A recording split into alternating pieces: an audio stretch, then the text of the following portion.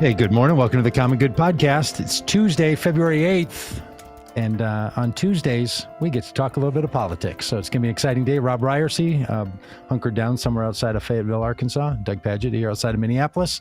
And we have Annie Andrews, who's running for Congress in South Carolina. Annie, we always start with a little roundup of the weather because I live in a cold place. And, you know, that's all we have to talk about. But it's going to be 40 today. And the meteorologists are saying that it won't be below zero again. That's their promise. I mean, until, a few months from now when it's next winter. Rob, how's the weather where you find yourself? We got about a foot of snow, which is a really big deal here in Arkansas. And it is still on the ground, but rapidly melting. And it's going to be like 58 degrees today. So it's sunny and beautiful, and the snow is going to be going away. But got to take Whimsy sledding, so that was a big deal. Big deal. Yes, it is. Annie, how about you? South Carolina, what are we looking at today? Mid-70s, slight breeze out of the south, that kind of thing? That's what you would think. It's actually a little cold and gloomy today. All right. Well, you did not sign up to be the new weather forecaster, but you did say as a doctor, currently as a doctor pediatrician, that you want to be a congressperson. And as I mentioned to you earlier, we're big fans of that. We think it's great. Tell us about that. I already alluded to the fact that you're a doctor. You're married to a doctor. You have 3 children. You have a very busy life, and in the midst of that, you've said, but I think I can serve this country by being the next congressperson from South Carolina. Yeah, so you're right. I'm a mom of 3 small kids. My kids are 10, 7, and 5, married to another physician. I've been a pediatrician at the Children's Hospital here in Charleston for over a decade. It's really my role as a pediatrician at the Children's Hospital, and also my viewpoint as a mother, that led me to want to serve in this way. So at the Children's Hospital, I see up close and personal the challenges families in the Lowcountry are facing. I see kids who are not getting the quality education they deserve simply by the fact that they were born into the wrong zip code. I see kids who are hungry. Unfortunately, I see kids who have been shot. Mm-hmm. And as a mother, I look at our leaders, our elected officials, let's call them, and I'm embarrassed. I don't want my kids to look up to those people. We need leaders who have character and a moral compass, and leaders I can point to and show my kids. And so sort of the confluence of all of those factors that led me to decide to raise my hand and try to win this seat. When did that strike you? Have you been like hinting in your mind with a little politics here and there, or did this come to you in a particular moment? What got you here? So it all evolved pretty quickly, but it started actually shortly after the shooting in Parkland, Florida. My oldest child was in kindergarten then. And right after that shooting, when I was dropping her off at school, I noticed the armed police officer patrolling the drop-off line. And then my baby got out of the car, walking into the school, having no idea. And I felt just so vulnerable in that moment. That really sparked my community activism and advocacy on the issue of gun violence prevention. So after the Parkland shooting, I felt really helpless as a mom. And I joined Moms Demand Action in my community. And I learned a lot about how I could help my community as a mom and a pediatrician through my work in that organization. And I learned a lot. I started paying attention more to what was happening in my state up in Columbia, South Carolina. I started speaking up and testifying for and against bills that affect child health. And the more I did that, the more I realized the people who are at the table making these decisions are not well informed. A lot of them aren't there for the right reasons. And if they can be lawmakers, certainly I am qualified to be a lawmaker. Yeah. We often have this idea that elected officials know something that we don't. They've got a level of expertise that we don't have. There's something special about them. And the reality is there's not. No. Remember in Michelle Obama's book, Becoming, she talks about, realizing that nobody at the table was smarter than she was. Yeah. And Exactly.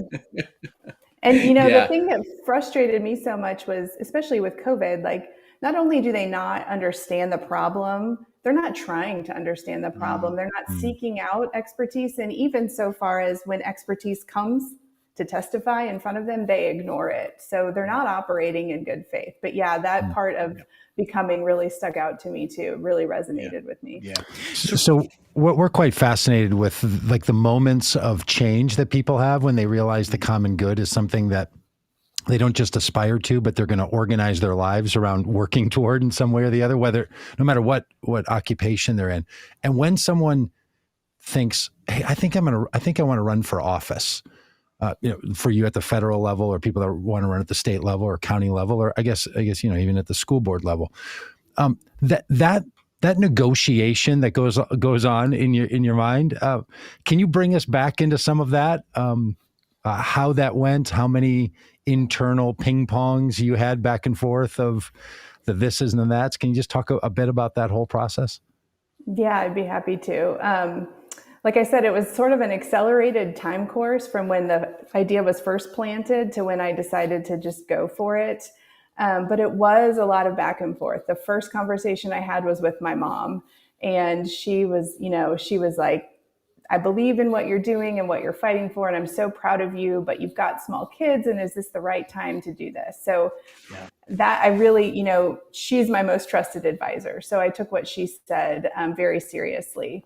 And then I continued to just have a series of conversations with people, other physicians across the country, and also the lawmakers in my state, and my friends, and my husband, and my kids. And I kept waiting for that moment. I kept thinking one morning I'm going to wake up and think, what was I thinking? I'm not running for Congress. That was crazy.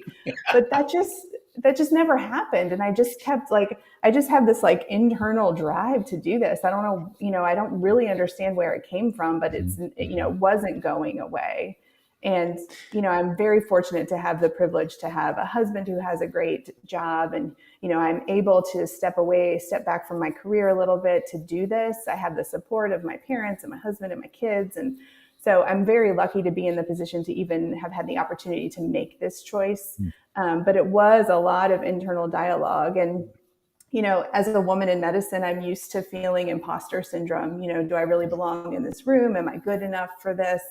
And it's interesting to see those imposter syndrome feelings just carry over to politics. And so it was a lot of, wait, can I do this? Will people take me seriously? But I've been experiencing imposter syndrome as a woman in medicine for a long time. So I know how to handle those thoughts. And I have a great network of other women physicians who have really rallied around me and helped combat that imposter syndrome. That's awesome. What surprised you about running for office? Has there been something about the process, about what it's been like, that you're like, oh, I just never imagined it was going to be this way? Or maybe something that, take our listeners or viewers inside a little bit, give them a sense of oh, you never believe this. You never have any idea it was like this. Well, so an interesting switch for me, a couple of things. One is so much time is spent raising money, which I think really does a disservice to the whole country, but that is the system we are in. So sadly, I'm spending a lot of time raising money when you envision you're going to be spending time out there just shaking hands, walking in parades, waving to people. And it's not really what it's like. Nope. On the phone asking people for money. Yes. Yes. And, I talked to a couple, lawmakers who, said it's hard to ask for money when you think you're asking, please give Annie Andrews money, but you're asking for money to support these things you believe in. And it's this common cause we're all working towards. And so if you reframe that, it's a little bit easier to ask people for money. The other interesting piece is, I was pretty active on social media before the campaign, really from my perspective as a pediatrician and a gun violence prevention advocate in my community. And I used to be able to just see something that bothered me and fire off a tweet and move on with my day. And it's interesting to now have to be, pretty careful about what I'm putting out there and what I'm responding to. And so that's been a little bit of a change for me. Yeah. What is it about, your district and particularly your current representative that you felt it necessary for you to run? I mean, your opponent, or your Republican opponent, the incumbent in your district, is a new congressperson. I think this is her first term, and so what is it about? Because she's not like. She's not infamous like a Marjorie Taylor Greene or a Matt Gaetz or one of those folks, but what is it about the situation that makes you feel like, oh, I got to jump into this because somebody else needs to do this job?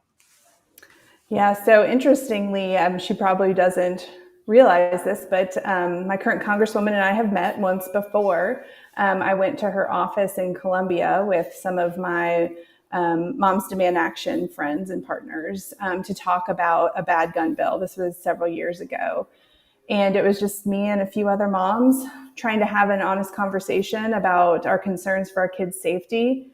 And she blew us off. She wouldn't sit down. She stormed out of her room and said, I haven't read the bill, but I'm a Second Amendment gal. And that memory, of course, in that moment, I never envisioned I'd be running against her for Congress. I mean, she was a state lawmaker and I was a mom and a pediatrician at the time. But I mean, that seared on my memory that, she wasn't interested in hearing what I had to say as a constituent. So again, I go back to, I want a leader my kids can look up to. And like you said, she's not as infamous as some of the other folks serving in Congress right now, but her voting record is really terrible. And, she's put some stuff out there that I would not let my kids read or see. She is not, my district is very moderate. It is purple. It was red for a long time. It flipped blue in 2018. We had great Congressman Joe Cunningham, who really represented the district in a bipartisan way. And that's what this district needs. And, when she ran, she really campaigned like she was going to be another, bipartisan voice for the Low Country. And I think she had the potential to be that. But unfortunately, she got up there and very quickly just kind of went to her partisan corner. She voted against the infrastructure bill for the Low Country. If you've ever been here, there's bridges everywhere. There is water everywhere. We see the effects of climate change every day. The streets flood on sunny days down here. We need infrastructure funding. And that was a bipartisan bill. And to me, if you can't vote to fix our bridges and roads because of your partisan politics, you are not serving the people who sent you up there. Yeah, that's great. Tell us about the Low Country. I've never heard that phrase. Apparently, I don't know my South Carolina terminology well enough. What does that mean what are you referencing when you say Low Country? Yeah, so it's just this region sort of up and down the coast of South Carolina, down towards the border of Georgia, and it's just beautiful marshland everywhere. We are at or below sea level, essentially. It is the most beautiful part of the country I have ever seen. I am lucky to live here, but we are incredibly vulnerable. The hospital I work at is on the Charleston Peninsula, which is covered, of course, on three sides by water. I'll be rounding on patients on a sunny day. I'll look out the patient's window and there's standing water on the roads because the peninsula is sinking and folks can't get to their medical appointments. It shuts down our economy. And it is not hard to see the effects of climate change down here in the Low Country. And it's a unique and beautiful part of the country that we need to focus on preserving. Can you talk a bit about that? We did a bike ride from raising awareness around our border issues. So we rode from California to Florida, and a big piece of that was bicycling along the coast after we got off the border. And so that would have been the southern coast, and you all obviously are on the eastern coast. But coastlands are different, aren't they? Like there's a coastal community that has a different vibe that maybe a lot of us only know because we vacation there or something. But once you slow down or spend a little bit of time, there's a temperament and a personality around coastal life, isn't there? Absolutely. And I think that's why my husband and I have stayed here. We're both from the Midwest. I grew up in Indianapolis. He grew up in Cleveland. We went to medical school in Cincinnati. And We moved down here just thinking we would stay for his training, but we fell in love.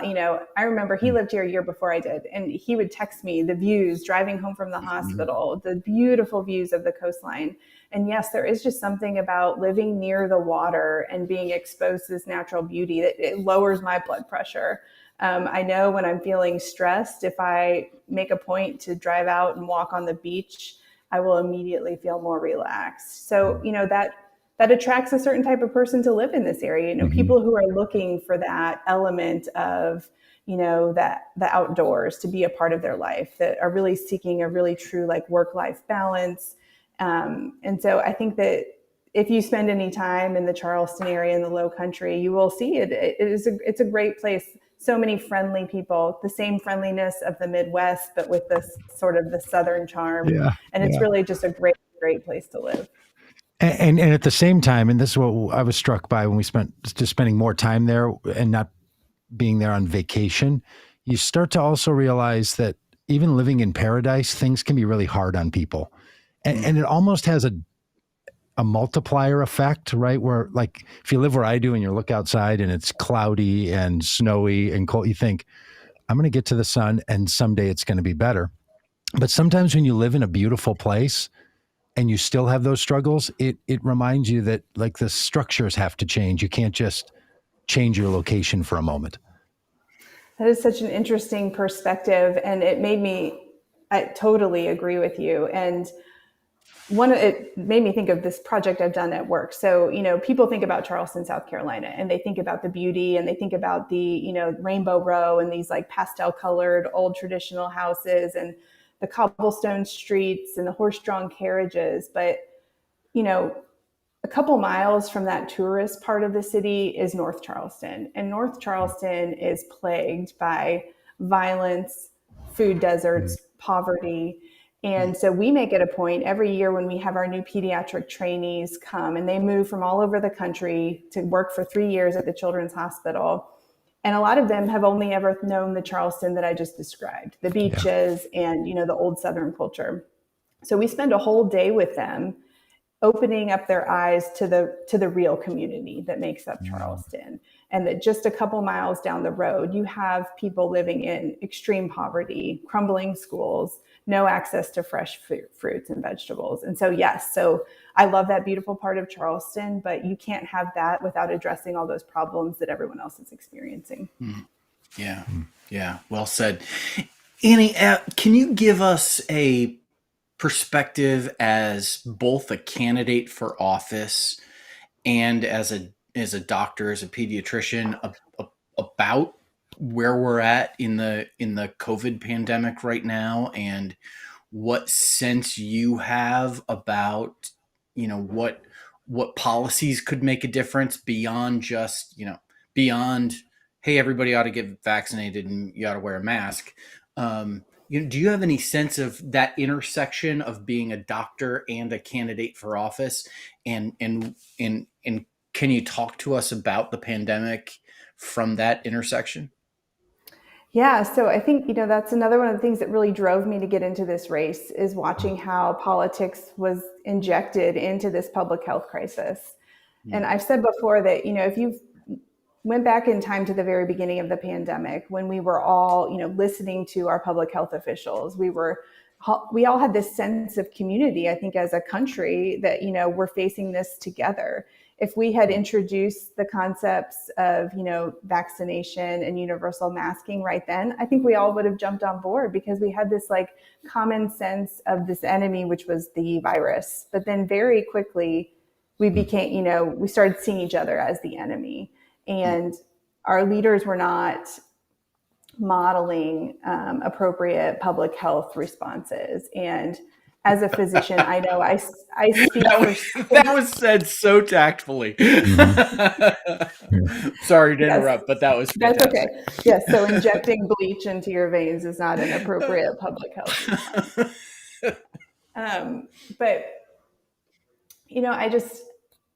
I think it's been incredibly frustrating, and I know I speak for many of my colleagues, adult doctors, pediatricians, that the public's trust in the medical community has really been challenged.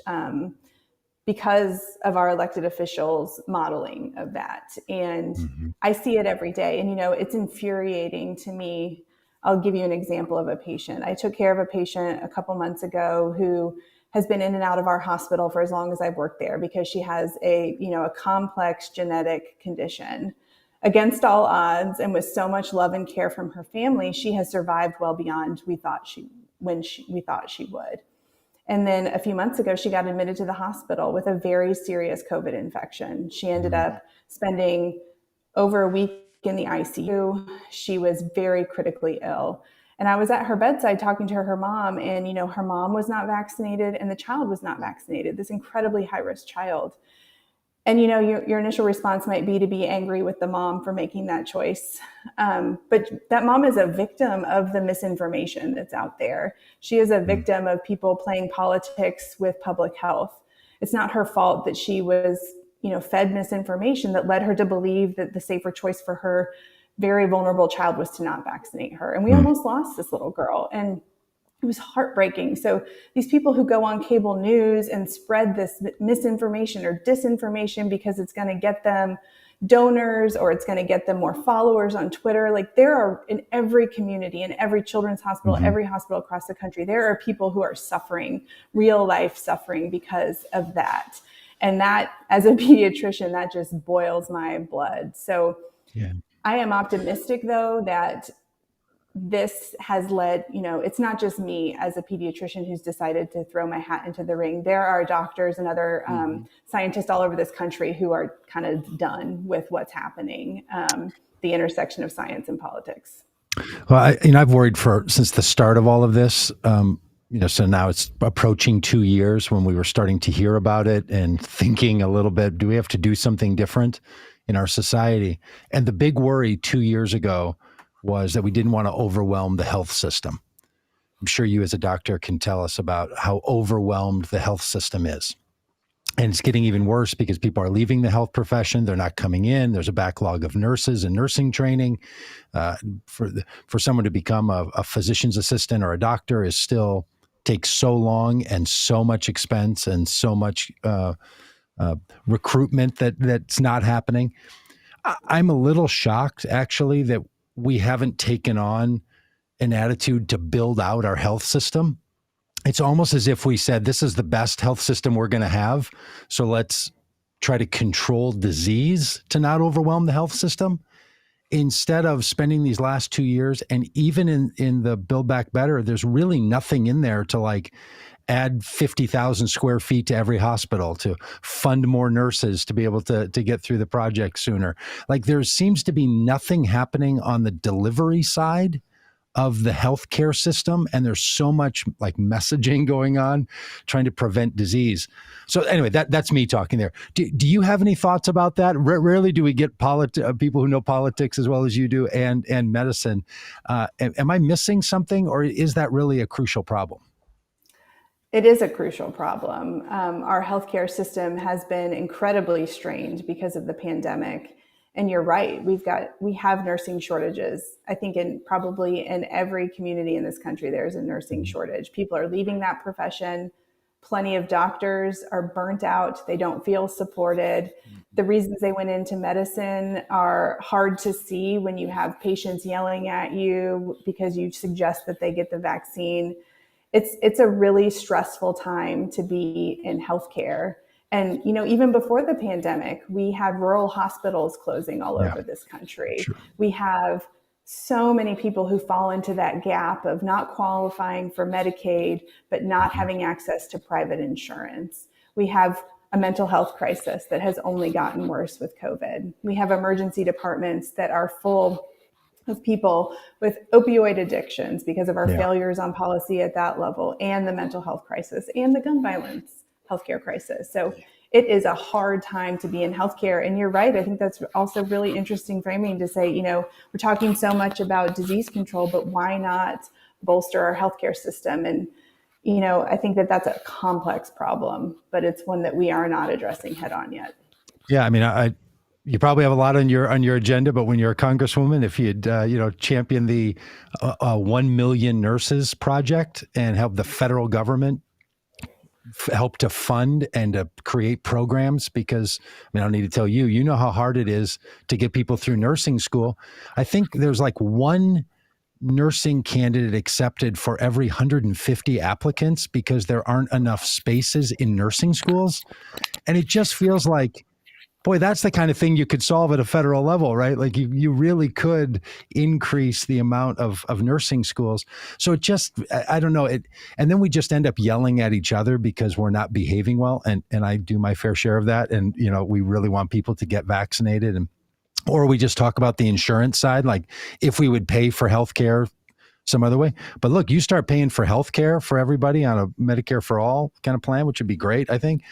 You're going to have more people trying to visit doctors and nurses and clinics and hospitals, and there's literally not the capacity for it. So I don't know what the answer to that is, but it feels like we have a public health crisis, and we're only addressing the disease containment side rather than the treatment side to all this. Yeah, I mean, I think you think about nurses who are working overtime and asked to work way more shifts than they ever expected to. Yeah. Meanwhile, they're still paying off their nursing school loans. They're not feeling valued at their employer. I mean, it's time for a comprehensive look at our healthcare system. We have a crisis in pediatrics where there's not enough pediatric subspecialists. Our developmental pediatricians here in Charleston who see kids with autism and other developmental disorders, they have a 2-year wait list. Do you know what can change in a child's life in 2 years?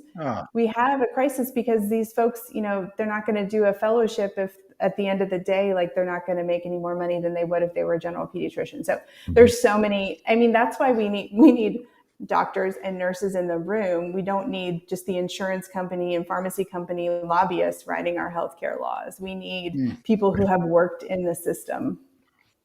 So Annie, so well said. And you know, we think you're one of those people that needs to be in the room. And so, you know, if somebody's listening, if somebody's watching and they say like, okay, this sounds really great, I'm super impressed. How can they help out? Where do they go? What do they do?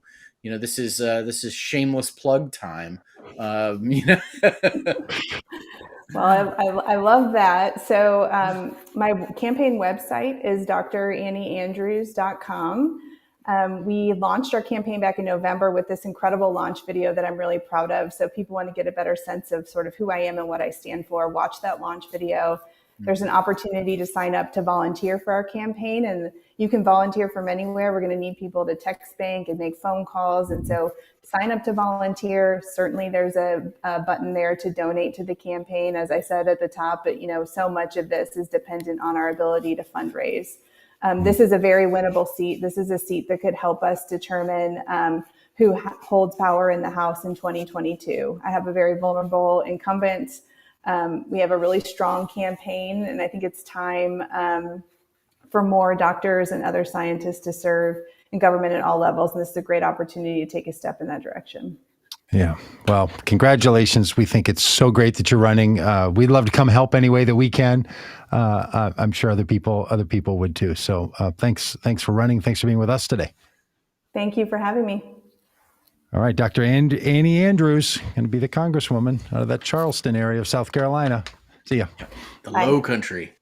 Low So Country. Great. Isn't she amazing? She's fantastic. She's top shelf. Just really great. You know, and it just feels like this is the time more than ever to have certain expertise in our politics. Yes. You know, for a long time, politics felt like business expertise was important, and military expertise used to seem like it was important. Like everybody who ran for office also had a military background, because we believe that, you know, the training of people in violent trauma-producing situations makes them good leaders. Well, now we're in a situation where the things you know when you're trained in health and public health are the kinds of things that make you a certain sort of leader that makes you particularly good in the in leadership and in politics right now. So yeah. Well said. She's really great. I think you're exactly right. And you know, we have the opportunity to meet a lot of candidates around the country, and you know, I'm so often just tremendously impressed with their intelligence, their humility, how articulate they are about the issues. Um, Now I'm I'm often, what's the opposite of impressed? I'm often deeply sometimes deeply disappointed Saddened. by wow. um, Yeah. and then somebody comes along like Annie, and you just think, I want this person in Congress. Yeah. And she's one of those people that I just have that sense of like, wow, I want this person to be in Congress. Yeah, and look, we need we need Congress to be better at doing what they do. They need to be best around there, and that's a thing they do. Because as we will talk about for our next 28 minutes here, that's not so much what we got right now on some occasions. Now, look, there's some good people. There's some good both people caught sides? in bad situations. Oh. And then there's Republicans. No, I'm just kidding. There are really good people trying to make things better. Yeah. And there are people working on all manner of things that we know, you and I and listeners would know nothing about. I don't mean like in secret, but they just care about and are working on projects and things that like we've never didn't even know that was a dealio, right? Like there's a lot of reasons people ran for Congress, and a lot of reasons that are brought to their desks once they're in that seat that they're worrying about and caring about. We tend around here to think as much about how that job is being done as the particularities of it, because there's something about, and even the way Dr. Andrews said it there, she said, I want there to be leaders that my kids can look up to. And then she said, well, let's call them elected officials. And that little thing that we all do, like, are we supposed to call our elected officials our leaders? Are they leading us, or are they just serving a role? Right. This is a real thing that we ask about, and it's, and not everybody has the same view on it. I actually think that being one of, 538 elected officials to Congress, or to be in the executive branch as an elected official, that just naturally and by din of the role is a leadership position in our society, right? So of course they are. So they should live up to it, right? And anyone, many of us, I would dare say, all of us are leaders in some capacity. There's someone who looks up to us in some way, and we lead them. And so often, man, what is going on with this current nuttiness that has been the deep infection in our system since 2015, when Donald Trump came down that escalator? It has just been a blood infection in the blood of democracy that continues to really, I think, put in jeopardy a lot of our. I don't think our democracy will die. Personally, I think it's got too much strength to it. I think it's got a perpetual ability to live. But even if it doesn't die, like death is not the only downside. It could be so unhealthy as a body politic that it's really harmful, that it's really damaging. So I think we shouldn't be like democracy is over as the only standard by which we get freaked out. I think there's this whole other question about is it healthy enough to actually be performing in the world in a way that serves the U.S. citizens and global citizens. Mm-hmm. Speaking of that, who popped to their senses this week? Who popped to their senses this week? Mike Pence. Mike Pence just woke up and had a little epiphany. Now, look, we're going to play this video that if you follow politics, you've heard. If you haven't, don't follow politics. Instead, you wait for our Tuesday podcast. Congratulations. Yeah. Then you might not know yet that Mike Pence was speaking to a group of people called the Federalist Society, which is a group of lawyers, very libertarian leaning lawyers who are basically responsible for all the judges that got vetted when Trump, worked off of a list for Supreme Court judges and federal court judges. It was from the Federalist Society. That's what they do. Mm-hmm. and Pence was giving prepared remarks. I think this is important. It wasn't a Q&A, it wasn't a response, it wasn't talking over the din of a helicopter blade. It was him in prepared remarks saying a couple of things that are I have rarely agreed with Mike Pence. I mean, occasionally on the quality of the apple pecan chicken salad from Wendy's, which I'm sure he loves, and that it's 10:37 Central Time. I would agree with him on those things. So yeah, we can come together and agree on some things. And I would agree with him on this. And I heard this week that President Trump said I had the right to overturn the election. But President Trump is wrong. I had no right to overturn the election. The presidency belongs to the American people and the American people alone. And frankly, there is no idea more un-American than the notion that any one person could choose the American president. That, I'm telling you, the President Trump is wrong, to put it in the present tense. Yep. Not only to say President Trump said something, I don't agree with him. I didn't have it. No. Or President Trump was wrong when he said it. I mean, I've just imagined 1,000 ads running of President Trump is wrong about kids in cages. President Trump is wrong about taxes. President Trump is wrong about the insurrection.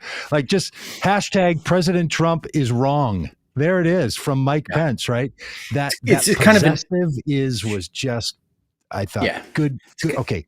I mean, rarely will I give this guy kudos, right? But good for him. If he's going to say it, he said it. Yeah. It's just an evergreen statement. President Trump is wrong.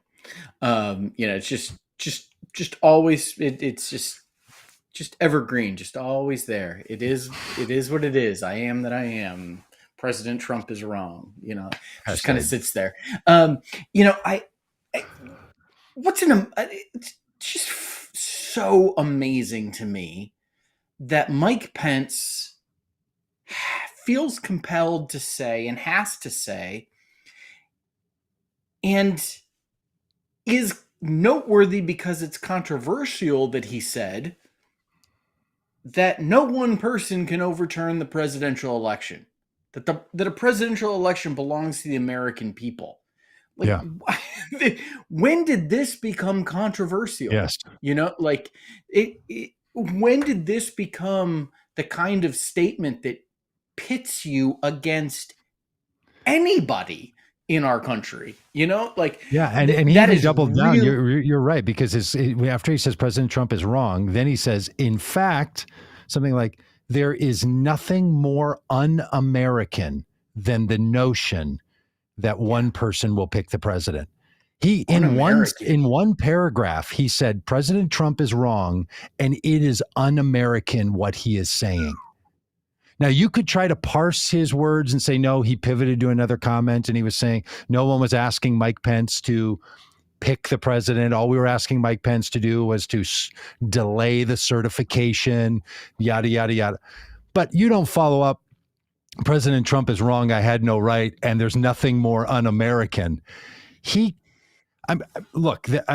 gets, this is not a break in the wall. This is not a sign that things are getting better. This is not a Mike Pence has had a true wake up moment. But Mike Pence decided to say not what happened on January 6th, 2021 was a problem.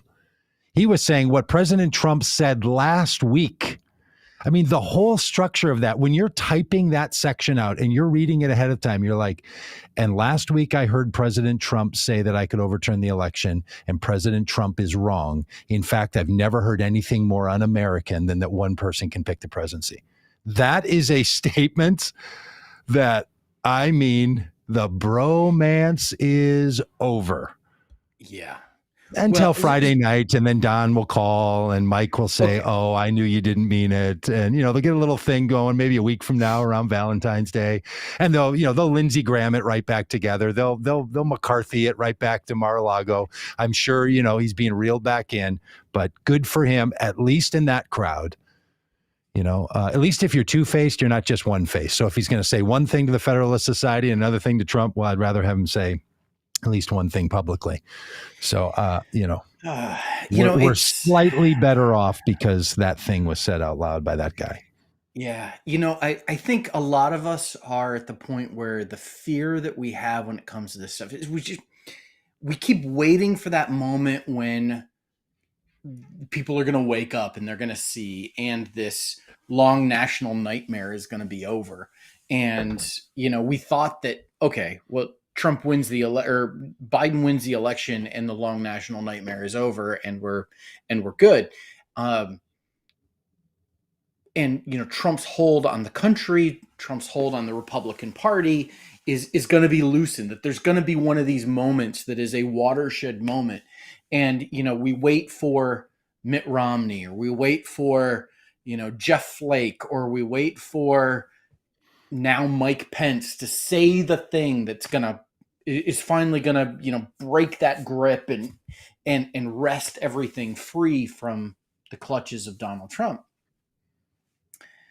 I don't think this is going to do it. No, I don't think. I think wouldn't. You're right. Totally. Yeah, and we have seen so many people waffle so greatly that at one, Mitt Romney at one point says this, and then another point says what feels like the exact opposite. Lindsey Graham does the same thing. Are we going to get that from Mike Pence? Are we? Is this going to be the type of thing that, okay, he lobs this, this salvo at Donald Trump? Is he going to be forced to backtrack from it for his political life? Because what we've seen is that Trumpism has, fully intoxicated the Republican Party. We talk a lot on this podcast about the events of January 6th and the insurrection, because it's it's such a tremendously significant moment in our nation's history, and frankly doesn't get talked about enough. Yeah. And we've got this January 6th commission that's going on that is being, part of it is includes the work of Liz Cheney and Adam Kinzinger, who are Republicans who are sitting on the committee. And this week they were censured by the Republican National Committee for their work on the January 6th commission. And in their statement, the RNC says that, calls what happened on January 6th not what it was, an insurrection, a riot, the lawless act of anti-democratic people. What they call it was legitimate political discourse. Yes, they did. Which, if we need a name for this podcast, that would be a lot of fun to just call this podcast Legitimate Political Discourse. I just think that's fantastic. Brought to you by the LPD. Legitimate Political Discourse. Yeah. And so it's just one of these, it feels like a gut punch of even while Mike Pence is saying the right things and we're excited about that, at the same time, the party apparatus, the Republican National Committee censures two of its Dick Cheney's daughter. You think about the Republican establishment embodied by the Republican National Committee just censured a sitting congresswoman who is the daughter of a Republican vice president. Yeah, and is cut from his same cloth, politically speaking. Yeah, and to double down on the weirdness of the patriarchy, the daughters are supposed to behave the way their dads want them to or do. Liz Cheney, the daughter of former Vice President and Congressman Dick Cheney, is censured, led by a statement written by the niece of Mitt Romney. The head of the RNC is Mitt Romney's niece. Yeah. So okay. So welcome to Republican politics and the insider game. Look, I'm not one for trying to explain Republicans' perspectives on things, but I think this is worth noting how dangerous it actually is much the RNC is much the way that Trump was both evil in its intentions and incompetent, and the two go together. What the RNC was trying to say was the January 6th committee is not legitimate because it's only Democrats. All the other Republicans said no. So these two Republicans, Cheney and Kissinger, who both voted for Trump in 2020, do not forget before you break your elbow patting them on the back. Yep. Because, all 4 years of him being president wasn't enough for either of these people to say no to him. Only January 6th. I mean, talk about being hardwired in. Only January 6th. As a congressperson, as a conservative, that was what, okay, don't get me going on that, Rob, because I'm ready to get going on that. They're saying, the RNC was trying to say, by partnering with this totally partisan group, you have sort of, because the committee is illegitimate. So they're trying to raise legitimacy issues about the committee. Both, it's ridiculous. It's stupid. It's kind of all they got. Did they do that well? No, they did it absolutely backward. And then what they were trying to say was this partisan committee led by Democrats is now not only investigating the events of January 6th, they're investigating all the stop the steal arguments, which they would argue is legitimate political discourse, right? So instead of saying that, these people are so incompetent and so don't care about what they say in print, they write it up in a way that says we're punishing them for doing their duty, and we are going to call all things that the committee's looking into as legitimate political discourse. So it's even worse than just these people don't understand January 6th. They clearly don't. When they have a point they're trying to make. So now they spent the last 4 days trying to explain themselves. And you're like, why was that so hard to explain? Right. Like all you are is the RNC, by the way, is a committee. It's a fundraising and organizing committee like the DNC. So it's the party apparatus. The only things you do is raise money and create a system and structure to support candidates. That's it. If you're so bad at that because you put out a resolution publicly that says that January 6th commission is looking into legitimate political discourse, I mean, they pick the wrong fight. They're fighting about the wrong things. All they did was encouraged, all of America to say to them, what are you talking about? So they're so profoundly bad at propagating their broken ideas. And that in and of itself is just bad for American democracy. We can't have one of the two major political parties. Yes, there are dozens of smaller political parties. We have a multi-party system, but we can't have one of the two primary ones, one of the two that take up 90% of the political ideology and the political affiliation in this country. You can't have half of that 90% be this bad and this incompetent for this long. It's just simply incredible. And this is why a lot of senators and a lot of Congress people and governors are like, oh, don't drag me into having to explain a poorly written, stupid resolution from the RNC. Like that crowd is just, but if you don't know politics, you're like, the Republican National Committee just called January 6th legitimate political discourse. And here's why I think they did. Because a lot of them believe it's legitimate political discourse. I think they absolutely believe that that's what happened. But that's not what they were trying to say in that press release. And the truth comes out because they're that bad at covering up with their true beliefs. Yeah, I love the fact that you're framing this as just like total incompetence. Because I have worked at organizations at times that have had to issue public statements over controversial things. I have been a part of that process of crafting those statements, reading them, rereading them, debating and fussing over every single word and phrase. I have been in those Google Docs where you see people making comments Yeah. and hey, we shouldn't say it this way, and flagging it. And like, I've been through that. How legitimate political discourse Yes, gets in made there. it through that process is stunning. It's stunning. It's a tale, because that's not even, I mean, that wasn't the point, right? Like, they added that in, and the stories are now coming out. I've been following some of the story. The stories are now coming out about basically that Google Doc thing, but happening in real time, because the first resolution wasn't going to pass, which was to call them to be removed from the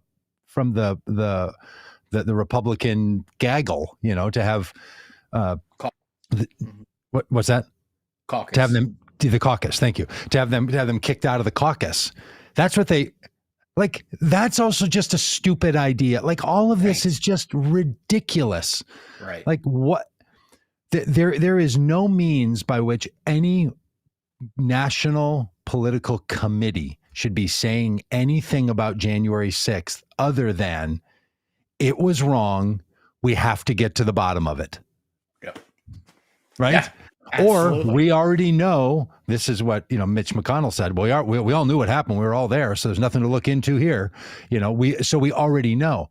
But to do anything else is just a level of incompetence, and shows you that the political parties, I know people tend to think that political parties are very powerful, and they think that they're very insular, and they think there's a group of powerful people holding them all together.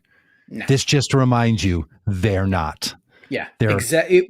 What Annie said what Dr. Annie Andrews said about, kind of getting into the room and realizing, like, the people at the table don't have a clue. They don't have a clue. Like this is not always smart, wise, competent people, providing this kind of leadership. Oh, goodness. Yep. Doug, let me ask you this. Do you think it was incompetence or intentionality that led the staff of Donald Trump, when he was leaving the White House, to take with them 15 boxes of presidential discourse that belong at the National Archives, but ended up at Mar-a-Lago? Was it incompetence? Did they just not know that this was supposed to happen? Or was this intentional, that they were trying to hide these documents from becoming public in the National Archive? So what you're getting at was that the National Archives now, through lawyers, had to make requests for these boxes to get them back. They've known it for a while. They've been negotiating for months to try to get these, and then finally sent crews down to Mar-a-Lago to get them, because Trump took things, as many administrations have done. They've taken things. Some people have taken furniture or artwork or something that has to belong and stay at the White House. And papers is what Trump took. Look, here's my take. I don't think Trump took those because he was trying to hide them. I think he took them because he wanted them. And he doesn't care that the National Archives has a right to them. He doesn't care that they belong to someone else. Yes. He will presidential records law. He will move on those boxes, and he will grab them if he wants them. You see what I'm saying? This is who this guy is. Yeah. What he said in that bus on the, about walking up to beautiful women and doing whatever he wants. I just grab them and kiss them. I just grab them by the private. This is who he is. This is who he was with those boxes. He just says, I want them. I want them, and they don't get to have them. Because the stuff that's in the archive, the stuff that's in those boxes that's been reported, at least some of the things in there, is like memorabilia that he wants. It's not like, oh, he's squirreled it away and he's hiding. And if anybody reads what's on this form, I mean, look, Donald Trump didn't read anything he was given in the first place. That wasn't like just summaries. You know, he's famous for having not read. He's like, just tell me, or put it up on a PowerPoint or something. Yeah. So Donald Trump is not a guy who's like, okay, I'm going to go through my papers here and I'm going to make sure, okay, we're going to keep this one. I don't want anyone to see that. I'm going to rip this one up because, you know, I don't want anyone to see it. When Donald Trump covers up stuff like that, he like hires people like Mike Flynn to cover up stuff. He hires bit-rate lawyers that get arrested and convicted. He doesn't do it himself. No, he is not. I don't think it's him covering it up. I think it's worse for the presidency, which is he doesn't care about that which belongs to the country and that which belongs to him. Yeah, he sees it all as his.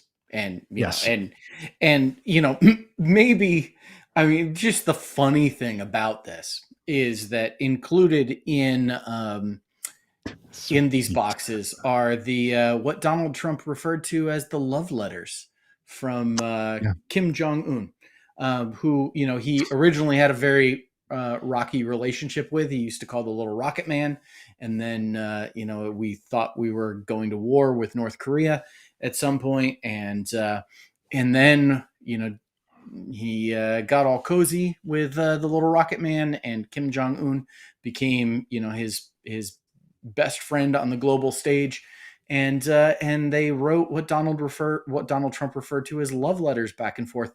Those letters included in these boxes. Right. Doug, did you ever own? I had this point in college, my freshman year of college, where it became clear that my high school girlfriend and I were not gonna end up as a thing. Okay. And I had a box of all the letters that you know, we had sent back, and well, her letters to me. And I remember one night in a fit of vibrato, with my college friends, taking that box of love letters from that girl and burning them in the barbecue pit behind our dorm. Do you think Donald Trump would ever get to the point where he would be like, Kim Jong Un, I've got to extricate you from my life. I'm going to burn this box of love letters. Maybe that's how he views turning when the, you know, the armed guards from the National Archives had to come to the Bitrate Resort and pick up the boxes. Maybe that's how he felt about them. It was like burning them. It's like, well, I don't love you anymore. He also took the letter that President Obama left for him. He took that one and brought it home with him. Look, and again, you could make copies of all of those things and take them. Mm-hmm. If all you did is one of them. He just doesn't care that anybody else should have them. He doesn't care about the Records Act. That's why he tears up memos that people then had to tape back together, because he doesn't care. He does what he wants, and that's all that he wants. And he demonstrated over and over that anytime somebody got in his way, he just disposed of them, just tore them up and got rid of them. He doesn't. So this is, I think, really, if he ever decides to put himself out into public, the public bidding process again to be an elected official, this is the kind of stuff that you're not going to go to jail for destroying the records. You're not going to go to jail. First of all, former presidents are never going to jail in this country. We just need to buckle down and let that be the truth. It's like people with diplomatic immunity are not going to jail for parking violations or for killing people in this country as they have done. That's just a deal we have. Once you become the president, you don't go to jail. So that's just stupid, and that's the deal. So all the fixations about, is he going to, we're going to see him in handcuffs, is he going to be in an orange jumpsuit, that is just fan fiction for some of us who just need to imagine that to feel better about the world. But politics is about the public trust. And when he violates the public trust by taking the documents, by tearing them up, people just need to tell the story. And if he ever decides to run again, people need to ask him, why did you take those things? Why did you lie to these people? Why did you encourage the insurrectionists? Look, at the fundamental level, the thing we need to prevent from ever happening again, whether it's either by statute, which might come out of the January 6th committee, or by just public opinion, is that man, the light of the world, the blessed child of God that he is, should never again be the president of the United States. Right? That he's a danger to the well-being of this country, as he has demonstrated, and as he had demonstrated by election day, November 2020, and yet Liz Cheney voted for him. So try to reconcile that, try to square that circle, try to finish that out. All the things he had done weren't enough. I just got to go for him one more time. But now I will tell you, I will raise my, this thing just, I can't get over it, and I'm unwilling to get over it. And to anyone who did vote for him again, you can change your mind. Absolutely. But you got to explain why that wasn't enough. Not a voter. I'm talking about peers, his peers in an equal branch of the government, who's in leadership of the party that he's in, said, I want him again. Let's do another round on me, Liz Cheney. Yep. And listen, and if we ever get either of them on here, I'll chicken out, because I'm a person with no backbone at all. I'm just a big talker behind a microphone. But if I didn't, I would ask him, don't you think you have some explaining to do about why you said, give us another round of that? Yeah. And, there's probably people listening to us who are going, come on, get off it already. Donald Trump is not president anymore. Let's talk about Joe Biden. Let's talk about yeah, that's true. We should talk about Joe Biden. Listen. And he had a great week. We should talk. We should be talking about Joe Biden. We probably would have if we didn't have an amazing guest like Dr. Annie on the show today. Yeah, that's right. That's all it was. Listen, we have to keep talking about Donald Trump, because Donald Trump's grip on half of 90% of the political populace, as you said, Doug, is still like firm and impacting what is happening each and every day. And the lawlessness, the callousness that you describe Trump having, which led him to take these boxes because he wanted them, is the attitude that is now infected the entire Republican Party. And we have an entire, our system is in danger because of that. And so it's not just that we're trying to take pot shots at the former guy. We're making commentary on these things because they impact where we're at as a country right now and where we're going. Yeah, that's I hope. And the fever, the infection that caused so many people to support him has not broken yet. Yes. That infection is still, the little red lines are still running toward the heart of this democracy. And this is a bad infection. Yep. And it has to be dealt with. To just say, well, I put a Band-Aid on it, he's not in office anymore, it doesn't really root out for people their own, why did Liz Cheney and Adam Kissinger, why did they vote for him again? I mean, they're obviously willing not to support him at some point, but that wasn't enough. Why was that not enough? That's a real fundamental question.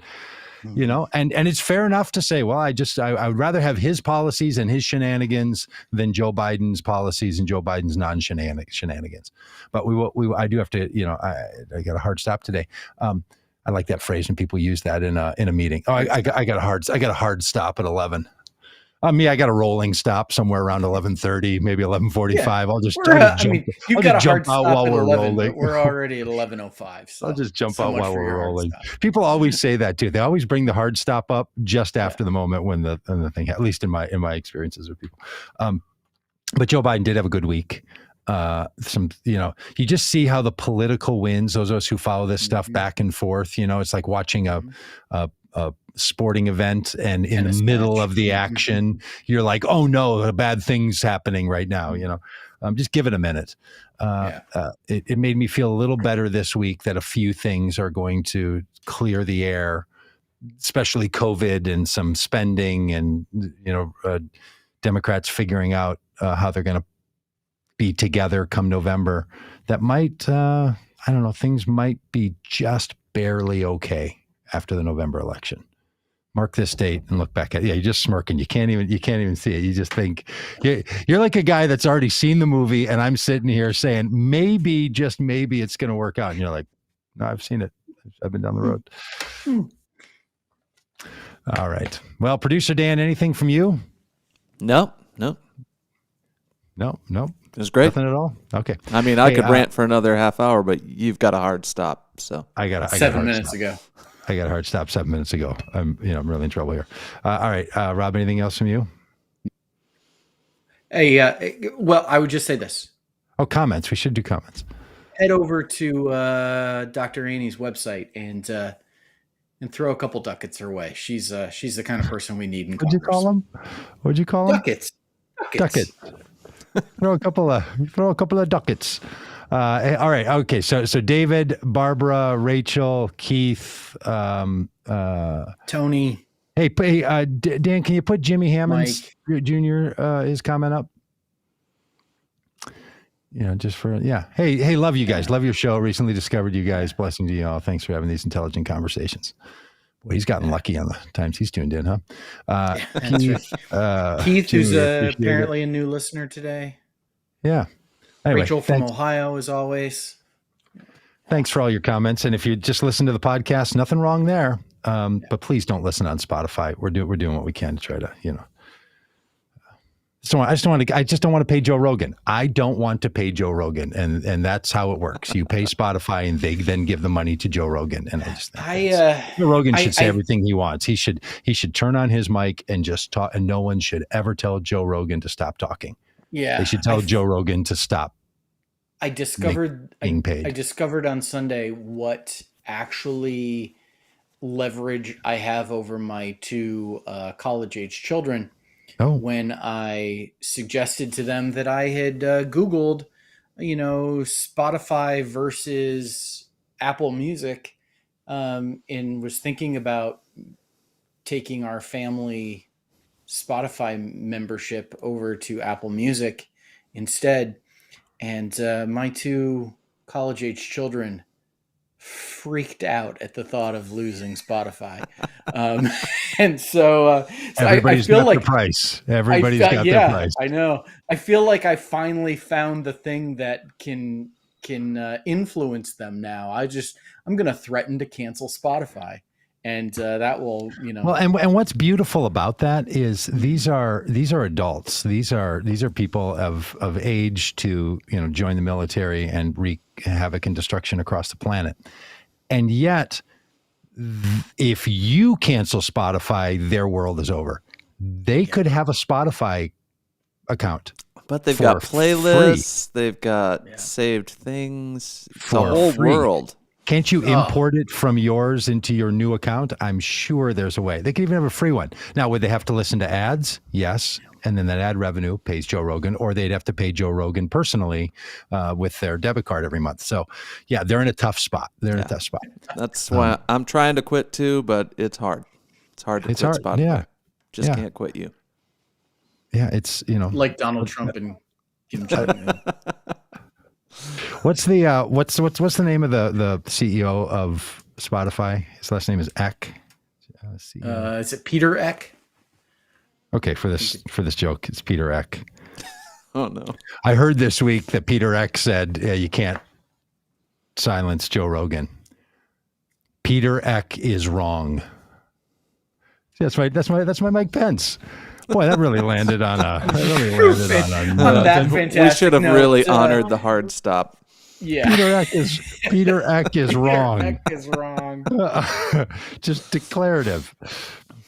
All right. Well, so thanks for listening. If you listen on Spotify, don't stop listening on Spotify to us.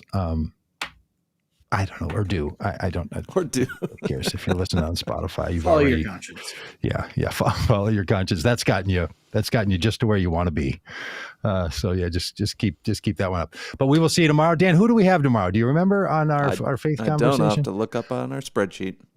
Well, we're gonna talk faith tomorrow.